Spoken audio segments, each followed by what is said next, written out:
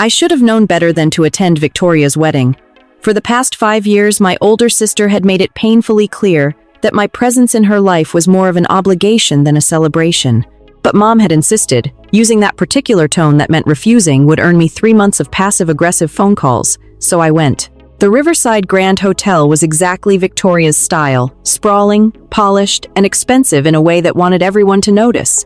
Crystal chandeliers, marble floors, every surface designed to announce taste, money, and social status. She was marrying Marcus Caldwell, a senior partner at his father's investment firm, the kind of man who wore privilege like a second skin.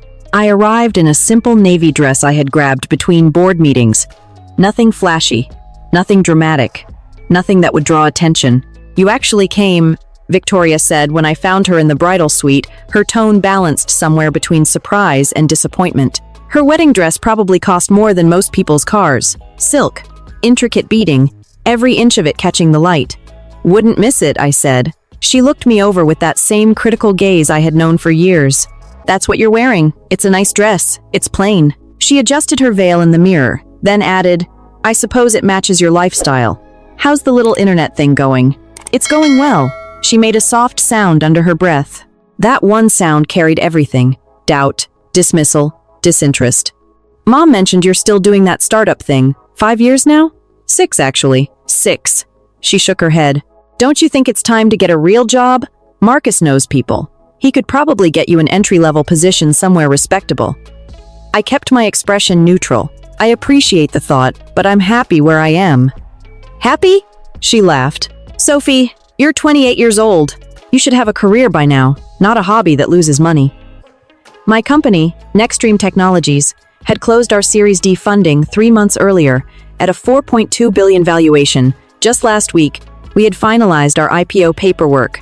The public announcement was scheduled for today, specifically at 6 p.m. Eastern Standard Time. The timing was unfortunate. I had tried to move it. The SEC does not reschedule for wedding conflicts. "I'm doing fine, Victoria." "That's what you always say." She turned back to her reflection. "Just try not to embarrass me today, okay? Marcus's family is very well connected. His father knows senators, real successful people." The ceremony itself was beautiful. Victoria had always had excellent taste in aesthetics, if not in empathy. I sat in the third row between distant cousins who did not bother pretending to care whether I was there. Mom found me during cocktail hour. She looked elegant in a champagne-colored gown, her hair shaped into perfect waves. "Sophie, darling, you could have tried harder with your appearance." "Hello, Mom. I'm serious. This is an important event. The Caldwells are very prominent." She glanced around, then lowered her voice. "Marcus's mother asked what you do for work." I didn't know what to tell her. "You could have told her the truth. That you work at some internet startup?" Her eyebrows lifted. She'd think we raised a failure. I told her you were between opportunities. "I'm the founder and CEO of a company no one's heard of." She patted my arm. "It's fine, dear. Not everyone can be successful like Victoria. She's marrying into one of the most respected families in the state. That's real achievement." Dad joined us with a drink in his hand. He had put on weight since I last saw him, his tuxedo straining slightly against the buttons.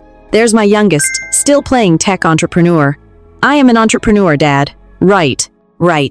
He chuckled. "When are you going to get serious about your future? You can't spend your whole life pretending to run a company." "I'm not pretending." "Sure, sweetheart." He squeezed my shoulder with the condescension of a man who had never believed in anything I had built. "Your mother and I worry about you, living in that tiny apartment. No husband, no real career. It's not too late to go back to school, get an MBA, something respectable." My tiny apartment was a penthouse in Manhattan, one I had purchased outright last year. But I had learned a long time ago that correcting them was a waste of energy. They had built a story in which I was the struggling failure and Victoria was the golden child, and no amount of reality seemed capable of breaking through it. The reception hall was magnificent. Round tables dressed in white linens surrounded a massive dance floor. A live band played jazz standards. The bar served top-shelf everything. Victoria had spared no expense, though from what I overheard, Marcus's family was paying for most of it. My assigned seat was at table 9, safely far from the head table. The women seated with me were Victoria's college friends, all in their early 30s, dressed in designer gowns, talking about vacation homes and finance and the exhausting burdens of wealth. One of them looked up as I sat down. Her name card read Jennifer, You must be the sister. That's me, Sophie. Victoria mentioned you. The way she said it told me exactly how Victoria had mentioned me. What do you do? I run a technology company. Oh, how interesting. Her smile was polished and empty. What kind of technology? We develop AI-powered content distribution platforms. We work with major streaming services to optimize. That sounds complicated. She had already turned away before I finished. Did you see Victoria's ring? 5 carats. Marcus had it custom designed. Dinner began. Filet mignon and Chilean sea bass. Speeches from the best man and maid of honor.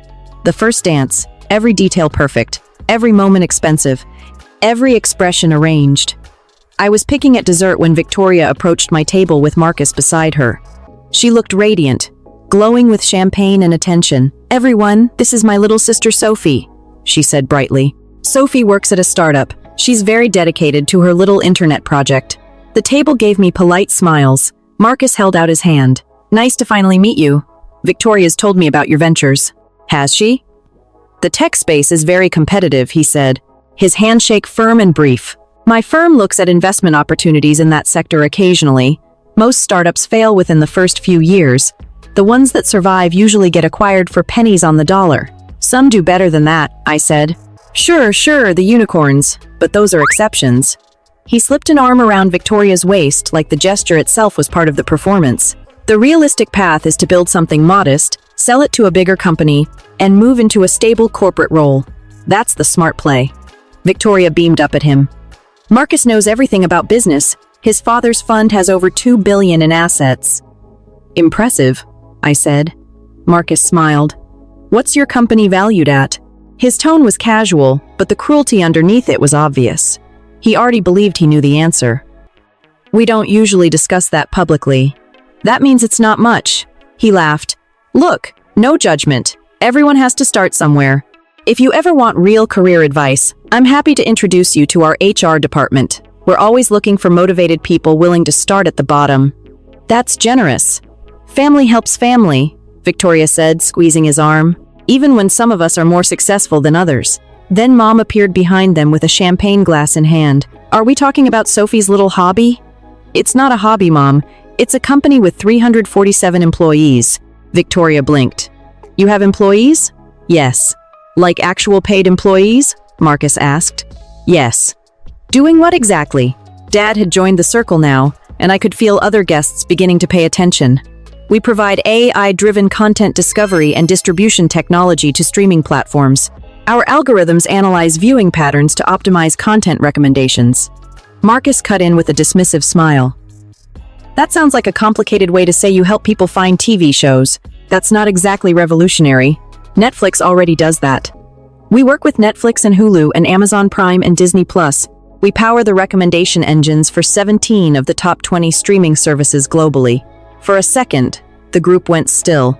Then Victoria laughed. Sophie, you don't need to exaggerate. We're family. You can be honest. I'm not exaggerating. Sweetie, Mom said gently. It's okay to be proud of what you've built, but claiming you work with all those companies, it sounds desperate. I'm not claiming, I'm stating facts. Facts that no one can verify, Dad added. Look, we admire your ambition, but tonight is about Victoria and Marcus. Let's not make up stories to compete with their success. My phone buzzed inside my clutch, a text from my CFO. News goes live in 10 minutes. PR team standing by. You seeing this coverage? I checked my watch. 5:50 p.m. I'm not making up anything, I said quietly. Of course not, Victoria said, with that exaggerated sympathy that hurt more than open cruelty. You believe in your little project. That's sweet. But Marcus and I are building a real future. His father's already talking about bringing him into the senior partnership. We're looking at houses in Greenwich. That's real success. Jennifer leaned forward from my table. Victoria, didn't you mention your sister was struggling financially? Maybe she needs... I'm not struggling. There's no shame in needing help, Mom said. Your father and I have discussed it. We could loan you some money, help you get back on your feet. You could take some classes, update your resume. I don't need money. Everyone needs money, sweetie, especially when you're 28, with no real job and no prospects.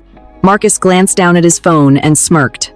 Speaking of prospects, the market closed strong today. Tech was up. Even the struggling startups got a bump. Maybe your little company gained a few dollars in imaginary value. Maybe, I said.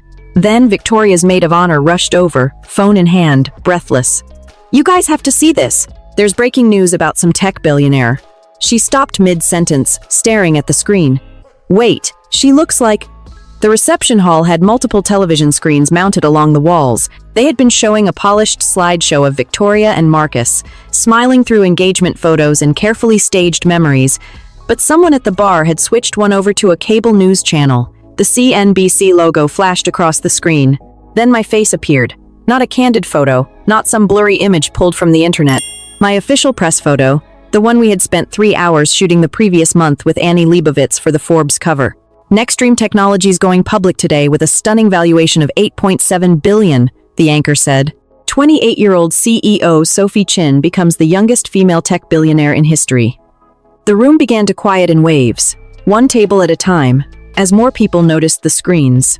That's you, Jennifer said, pointing. The anchor continued. Chin holds a 47% stake in the company, making her personal net worth approximately $4.1 billion. Victoria's champagne glass slipped from her hand and shattered across the marble floor. The crack of it rang through the hall, sharp and clean, in the silence that followed. Marcus stared at the screen, then at me, then back at the screen. That can't be. Nextstream has revolutionized content distribution across major streaming platforms. Netflix, Amazon, Disney, Hulu, all confirmed as major clients using the company's proprietary AI technology. Mom's face had gone pale.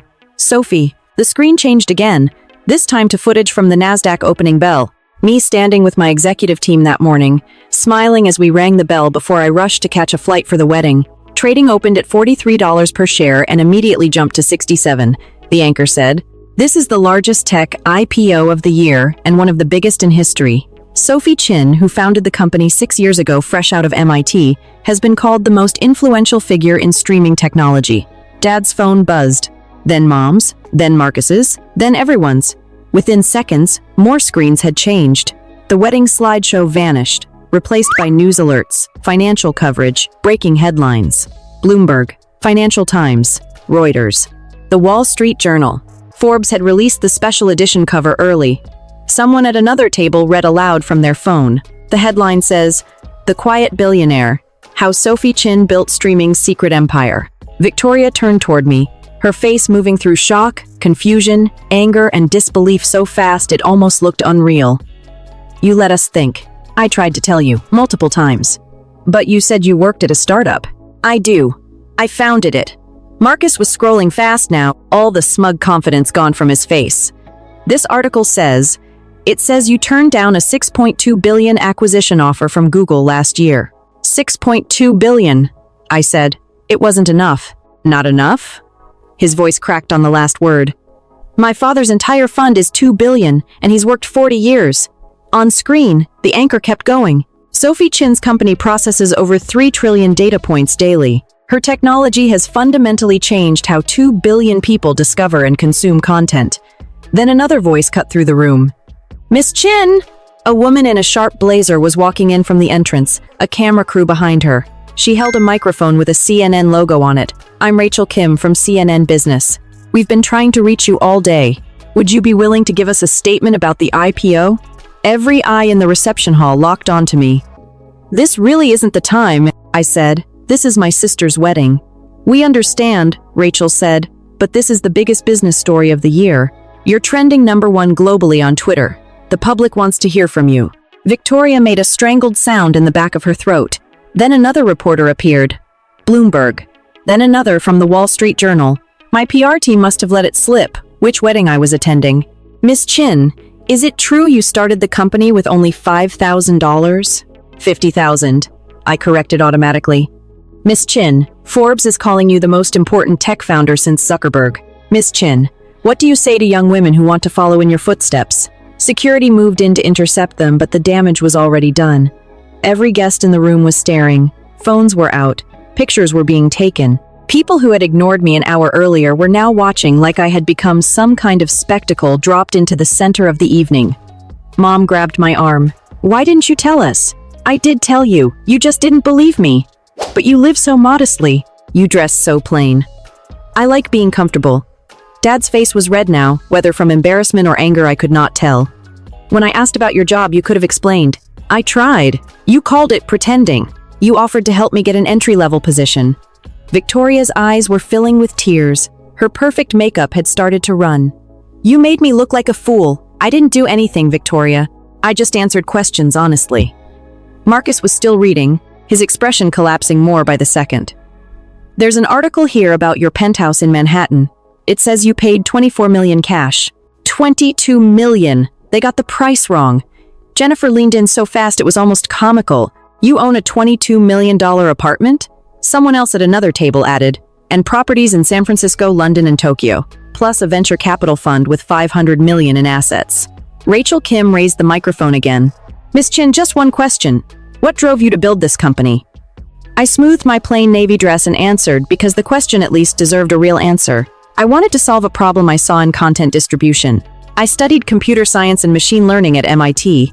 I identified an inefficiency in how streaming platforms matched content to viewers. I built an algorithm.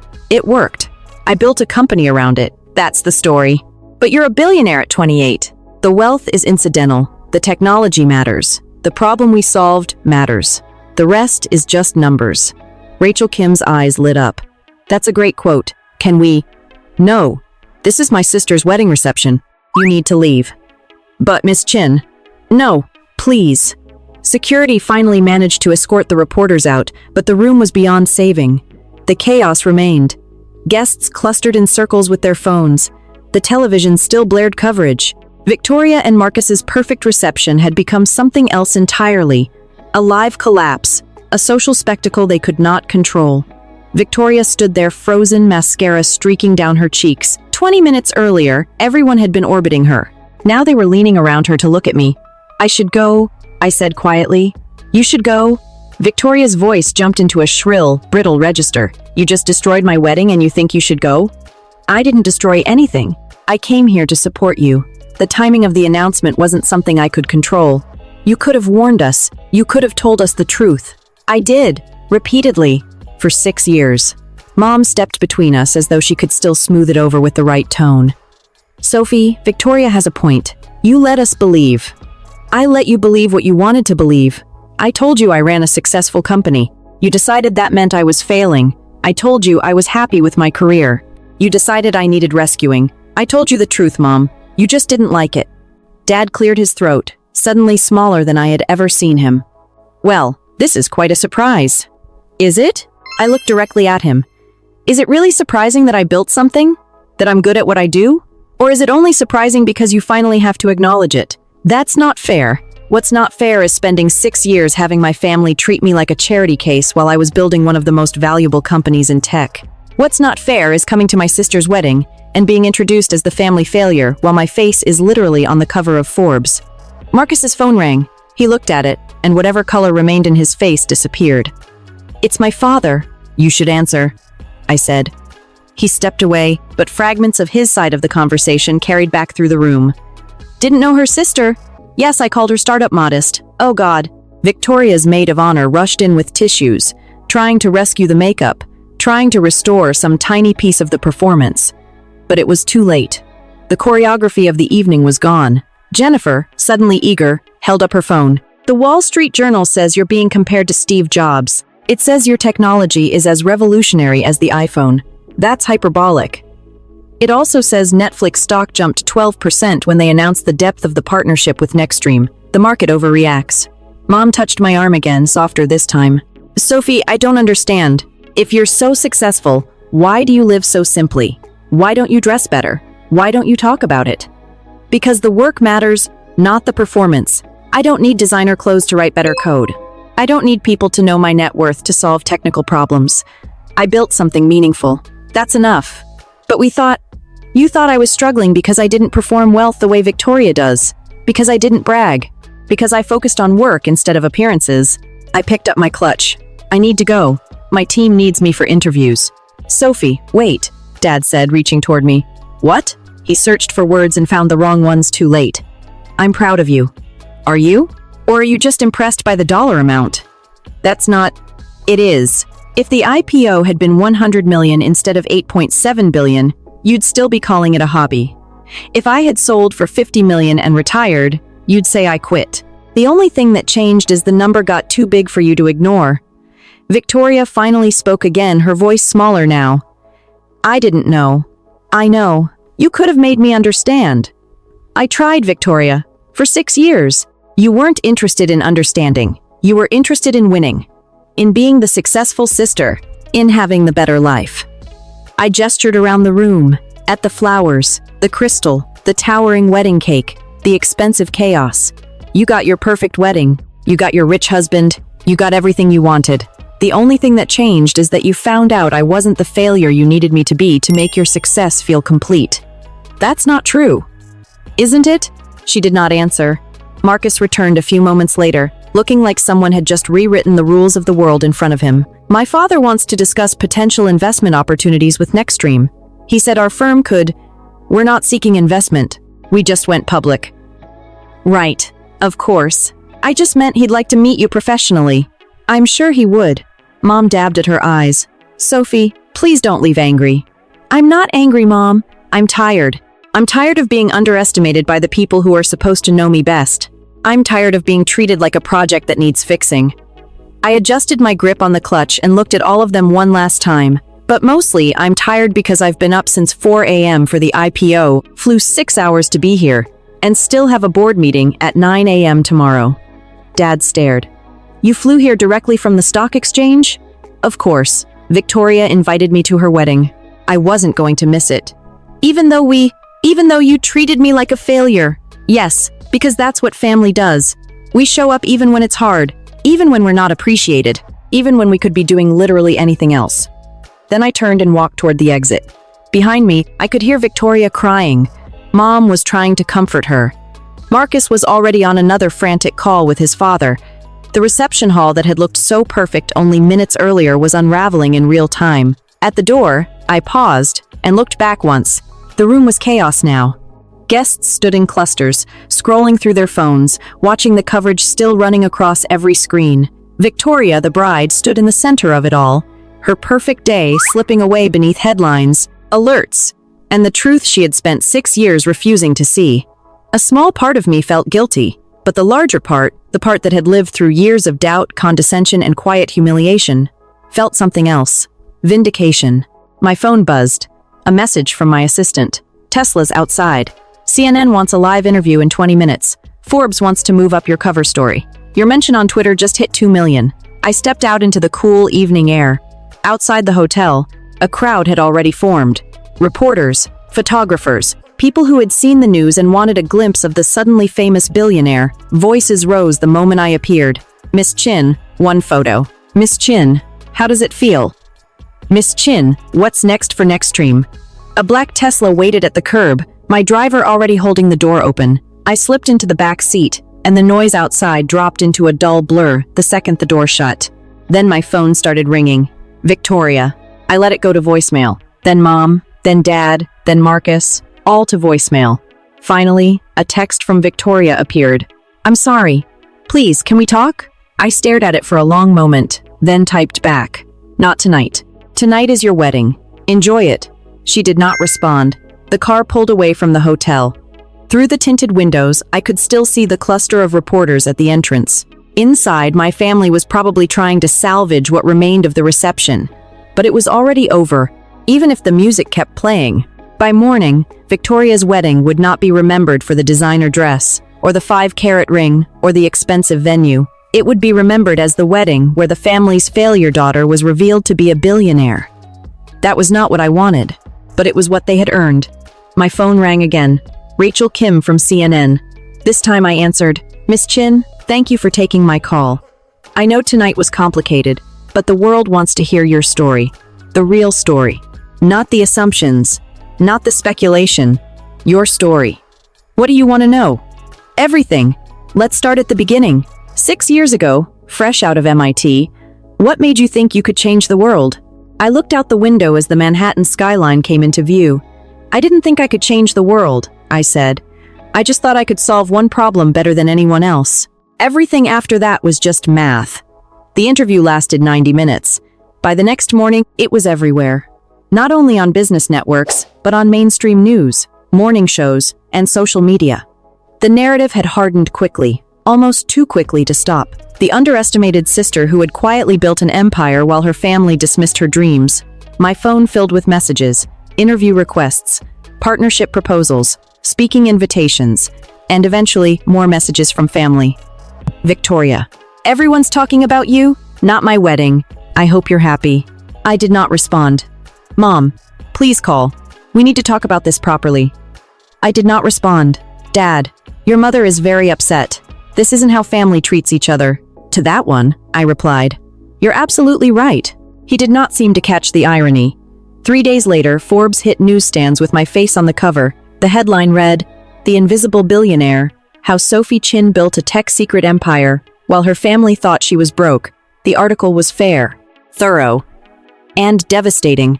It included Marcus's comments about startups failing, Victoria's little internet hobby line, my parents offering to loan me money while I was preparing for a multi-billion-dollar IPO.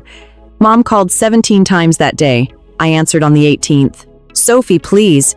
You're making us look like monsters. I'm not making you look like anything, Mom.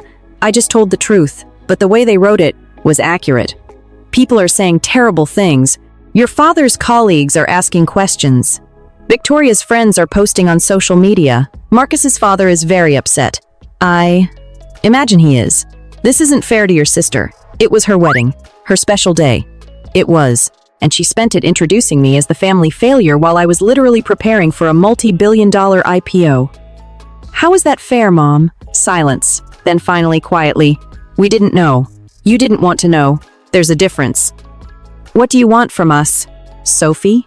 An apology? Fine. I'm sorry. We're all sorry. Will that fix this?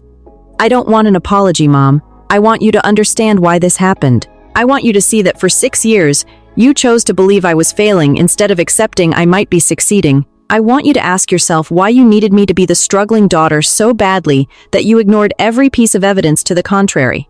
That's not fair. We were just worried. No, you were comfortable. It was easier to have one successful daughter and one daughter who needed saving. It made Victoria's choices look better and gave you a project to fix. But I never needed fixing. I just needed my family to believe in me. She started crying. I do believe in you. Now you do. Now that everyone else does. Now that it's on television and in Forbes and impossible to deny. But when it was just me telling you about my company, showing you my work, trying to share my success, you didn't believe me then. That's the difference, Mom. That's the part that hurts. Then I hung up. The story spread far beyond business pages. Think pieces about family dynamics and success. Articles about women in tech and the double standards they face. Commentary about how society defines achievement and who people choose to believe. Victoria deleted her social media accounts. Marcus's father's firm issued a statement about supporting emerging tech leaders, and everybody recognized it for what it was: damage control. My parents stopped calling for a while, but the world did not stop. Nextstream's stock stabilized at a valuation that placed us among the top 100 companies in the world. I hired 200 more employees. We signed 3 new major platform deals. The technology kept improving. The problems kept getting solved. And the work that had always mattered more than the headlines, continued. 6 months later, Victoria called again. Not a text. Not through Mom. Not through Dad. She called herself. I answered. Hi, she said. Hi. I wanted to say I'm sorry. Really sorry. Not sorry that I got caught. Not sorry that it became public. Sorry that I treated you that way. I said nothing. I was jealous, she continued. I think I always was. You were smarter, more driven, more passionate about your work. I built my life around looking successful, around marrying the right person, and living in the right neighborhood and having the right friends. And you just did something meaningful, something real. And I hated that. I hated that you didn't need the performance. Thank you for saying that. I don't expect you to forgive me. I don't expect you to come to family events or have a relationship with me. I just wanted you to know that I see it now. I see what I did, and I'm sorry. I don't hate you, Victoria. You should. Maybe. But I don't. I'm sad. Sad that we could have been close. Sad that you felt like my success was a threat instead of something to celebrate. Sad that it took public humiliation for you to see me clearly. Me too. We talked for an hour. It did not fix everything, but it was a start. Mom and Dad took longer. A year later, they showed up at my office in Manhattan without warning. "We'd like to see what you built," Dad said simply. So I gave them the tour. I showed them the technology. I introduced them to my team. I explained the problems we were solving. They asked real questions this time. Curious questions. Respectful questions. Not the patronizing kind. Not the dismissive kind. Real ones. At the end, Mom hugged me. "I'm proud of you. I should have said that 6 years ago. I should have said it every day. I'm proud of you, Sophie." It did not erase the years of dismissal. It did not undo the damage, but it was something. Marcus reached out twice more about investment opportunities before finally accepting that Nextstream was not interested. His father's firm eventually invested in one of our competitors. 18 months later, we acquired that competitor for $900 million. The wedding photos from Victoria's reception still surface online from time to time, usually with captions like "the moment a family realized they'd been wrong for 6 years," or "when the failure sister turns out to be a billionaire." Victoria handles it with more grace than I ever expected. As for me, I am still in my Manhattan penthouse, still wearing simple clothes, still solving problems, still building. The only real difference is this. Now, when I tell people I run a tech company, they believe me.